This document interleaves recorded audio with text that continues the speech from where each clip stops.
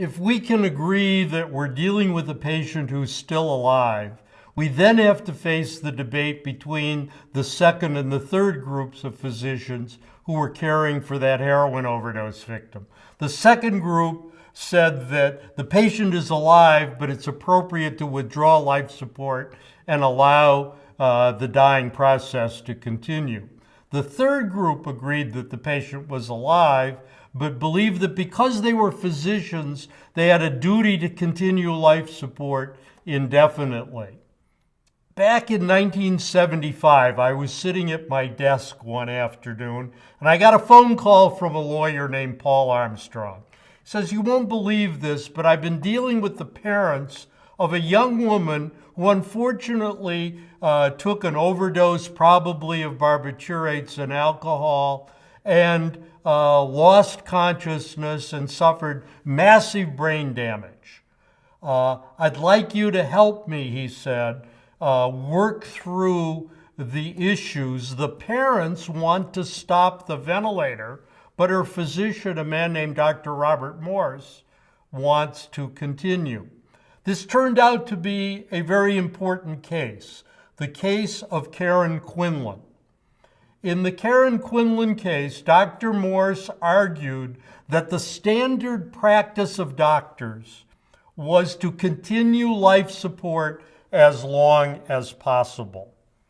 That generated a debate that eventually led to a court decision that the parents' wishes to stop the ventilator on their daughter ought to be honored.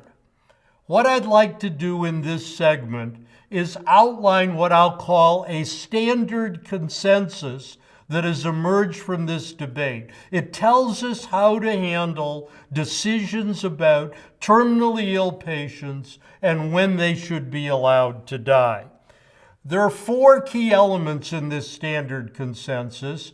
It's widely accepted in the United States by Roman Catholics, by the American Medical Association, by the American courts. In fact, it's widely accepted throughout the world. The first distinction is between active killing and passively letting a patient die. Active killing is illegal in the U.S. and in most other jurisdictions, whereas passively letting a patient die is considered acceptable throughout the world under certain circumstances.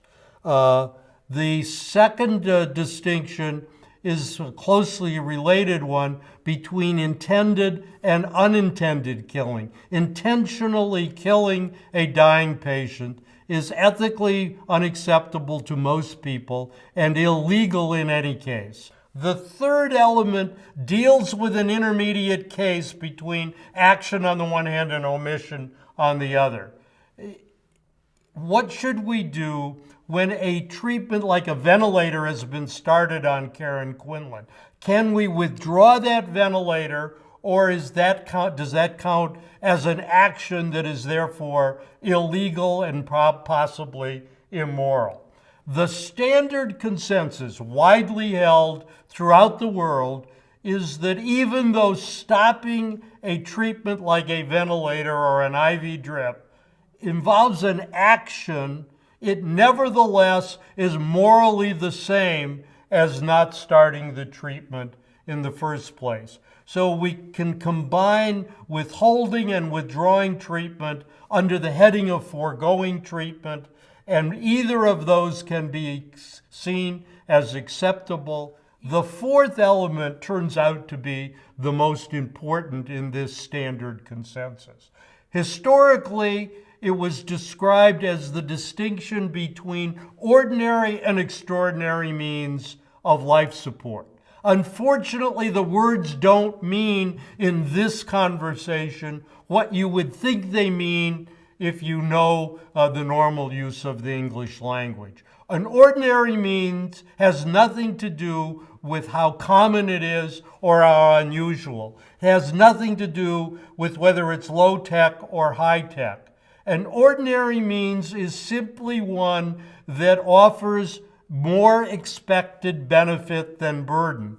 whereas an extraordinary means is one that does not offer more expected benefit and burden. In Karen Quinlan's case, when the parents wanted the ventilator withdrawn, they did so because it was their belief that continuing to ventilate their unconscious daughter who could never recover consciousness, really served no worthwhile purpose. It was a useless treatment and therefore could be omitted as extraordinary. Now, there's one final point that we need to make. If a ventilator can be extraordinary, even though we use them every day, are there any treatments that are always, as a matter of principle, so basic that they are always required?